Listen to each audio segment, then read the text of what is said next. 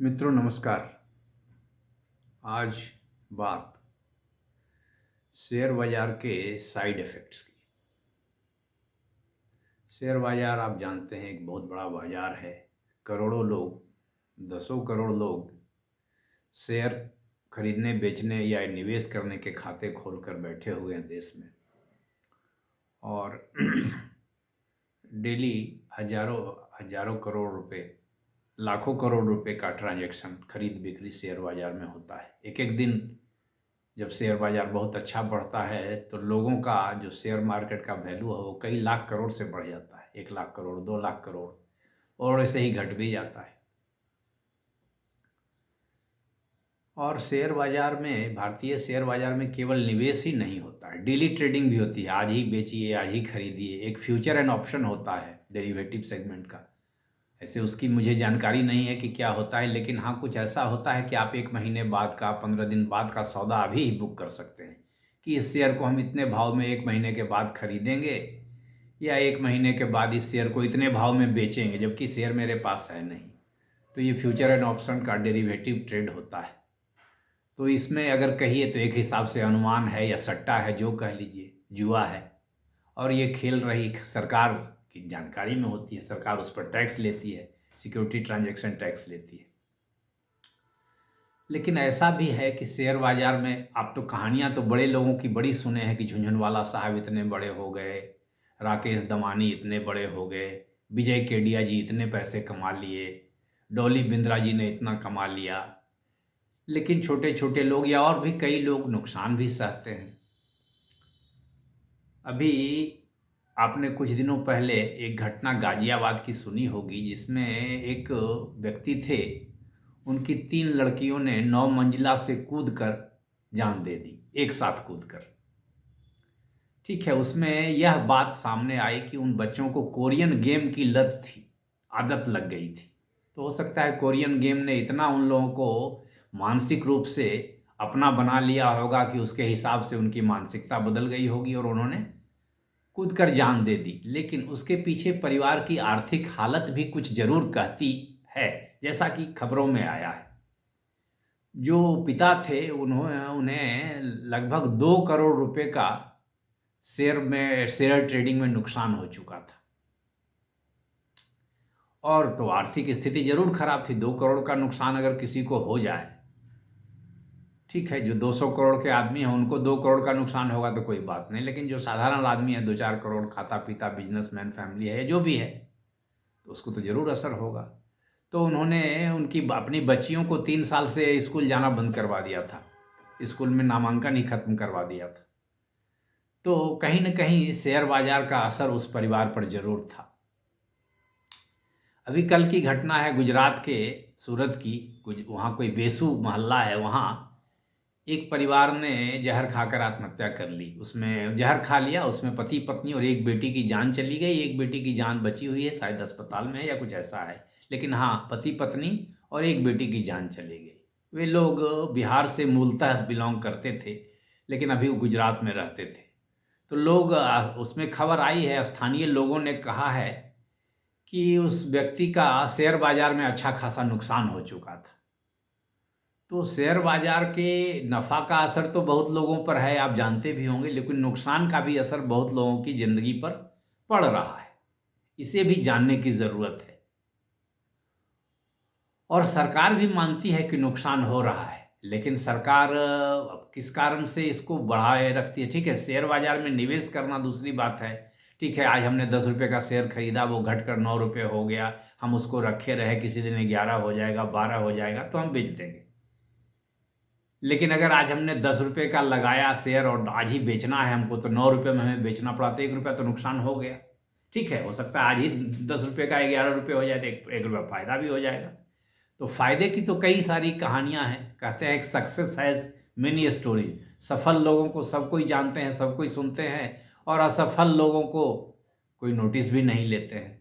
तो शेयर बाजार के दुष्परिणाम की जो कहानियां आती है उसको हम लोग शायद इग्नोर कर देते होंगे। तो इग्नोर नहीं करने की ज़रूरत है, शेयर बाजार में सतर्कता बरतने की ज़रूरत है।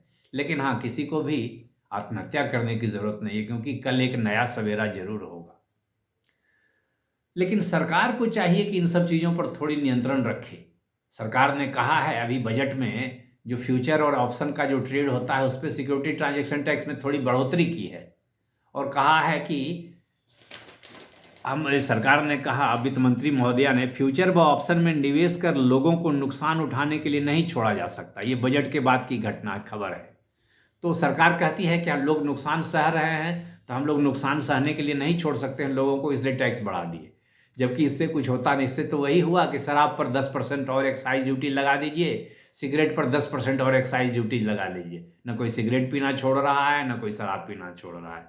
तो ऐसे ही जब शेयर में सट्टेबाजी की आदत आपने लोगों को लगा दी है, समाज ने लगा दिया, आपने केवल नहीं लगाया, प्रशासन ने लगाया, सरकार, समाज ने लगाया, औद्योगिक वर्ग ने लगाया, तो उस आदत को कौन छुड़ाएगा।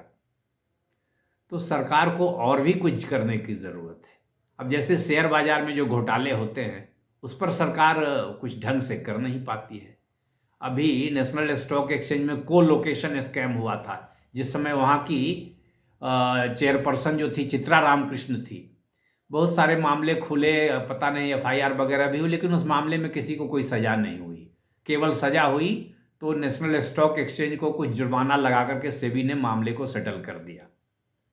तो वहाँ जो हो रहा था नुकसान, ठीक है, किसी को फ़ायदा हो रहा। शेयर बाजार तो चीज़ ही ऐसी है कि एक सौदा होगा, उसमें किसी को फ़ायदा होगा, किसी को नुकसान होगा। तो को लोकेशन में कुछ नाजायज़ लोगों ने कमा लिया तो कुछ जायज़ लोगों को नुकसान हो गया।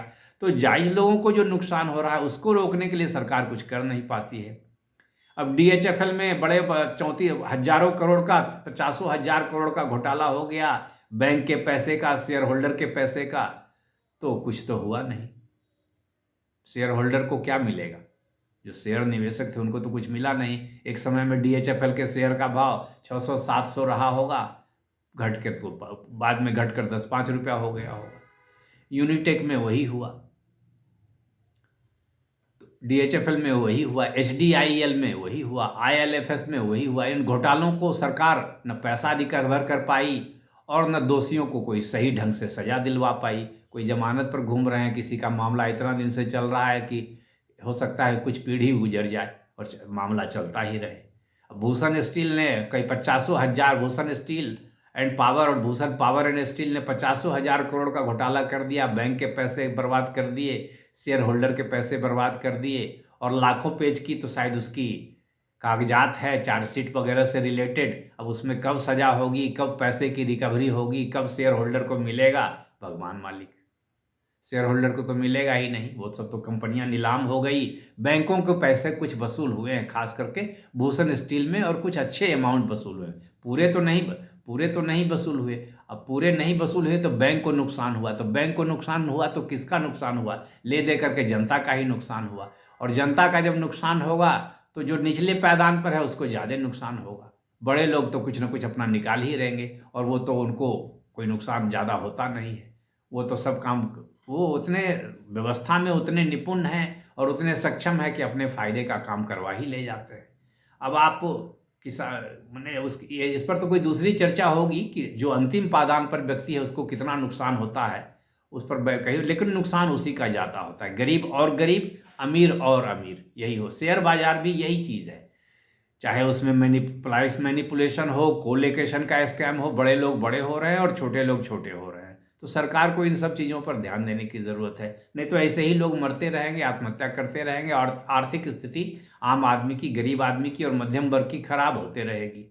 अभी एक नया स्कैम है, आईपीओ का स्कैम है। इसमें जिसको जो मनवाता है उतने पैसे में शेयर बेच पाता है, सफल भी हो जाता है, क्योंकि उसकी बैकिंग जो है मर्चेंट बैंकर्स की, बैंकों की, इन्वेस्टमेंट बैंकर की, एंकर इन्वेस्टर की, या जो पहले से प्राइवेट जो शेयर होल्ड किए हुए हैं, उनकी ताकत इतनी होती है कि बाजार में जो कंपनी लॉस में है, जैसे फिजिक्स वाला लॉस में है, या लेंसकार्ट वगैरह भी कोई ज़्यादा फायदे में तो थी नहीं, लेकिन अच्छे अच्छे दामों पर इनके शेयर बिक गए। तो ये अलग किस्म का स्कैम है। जो 10 रुपये का माल है वो आम आदमी को 50 रुपये, 100 रुपये में, 200 रुपये में मिल रहा है। पेटीएम का एक उदाहरण ले लीजिए, कंपनी को कोई प्रॉफिट नहीं होता था और 1 रुपये का माल 2100 रुपये में जनता को बेच दिया गया। तो जनता को जो शेयर बाजार से नुकसान हो रहा है, छोटे छोटे लोगों को, मध्यम वर्ग को, उस पर सरकार को भी ध्यान देने की ज़रूरत है। ठीक है, हमें भी ध्यान देने की ज़रूरत है, लेकिन हमें तो लोभ में हम लोग फंस गए हैं, पूरा समाज लोभ में पड़ गया है। लेकिन जो बड़े लोग हैं वो ज़्यादा कमाते हैं और छोटे लोग अपना घर का पैसा भी गंवा रहे हैं। बैंक को भी नुकसान होता है तो बैंक तो अपना सरकारी पूंजी लेकर के फिर वापस आ जाती है, या बैंक प्राइवेट बैंक है तो दिवालिया हो जाती है।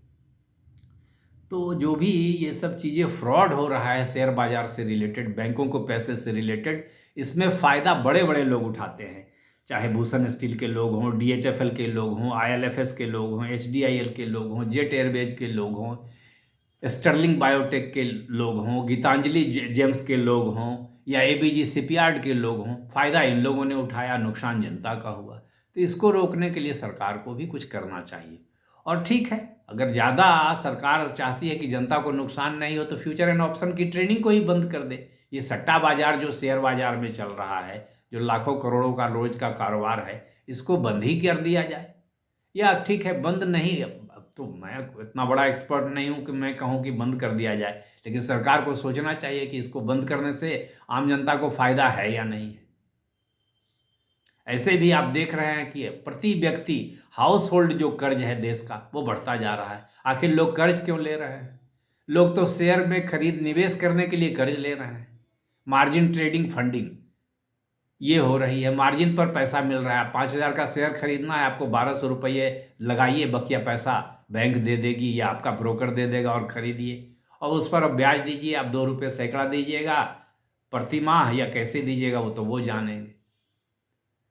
तो इन सब चीज़ों को सरकार को भी ध्यान देने की ज़रूरत है। ऐसा नहीं है कि शेयर बाजार को बाजार बड़े बड़े सटोरियों और बड़े बड़े पैसे वाले लोगों के हवाले छोड़ दिया जाए।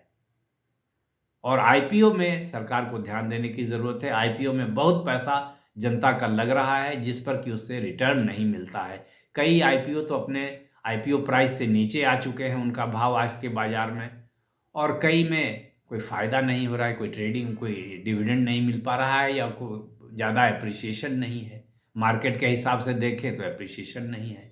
तो शेयर बाज़ार में जो नुकसान है वह खास करके मध्यम वर्ग को और निम्न मध्यम वर्ग को बहुत परेशान कर रहा है इस समाज में। इस पर सबों को ध्यान देने की ज़रूरत है, सतर्कता बरतने की ज़रूरत है, और सरकार को चाहिए कि कुछ हो सके तो करे।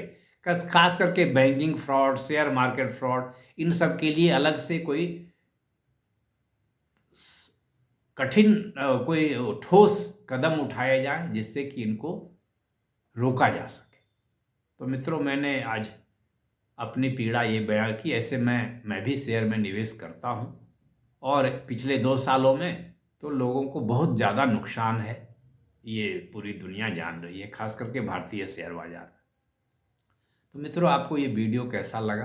कृपया अपनी राय दें जिससे कि मेरा कुछ मार्गदर्शन हो और आपकी भी जानकारी बढ़े। यह वीडियो शेयर के खरीदने बेचने के लिए नहीं लाई जाती है, यह आम जागरूकता के लिए वीडियो बनाई गई है। धन्यवाद।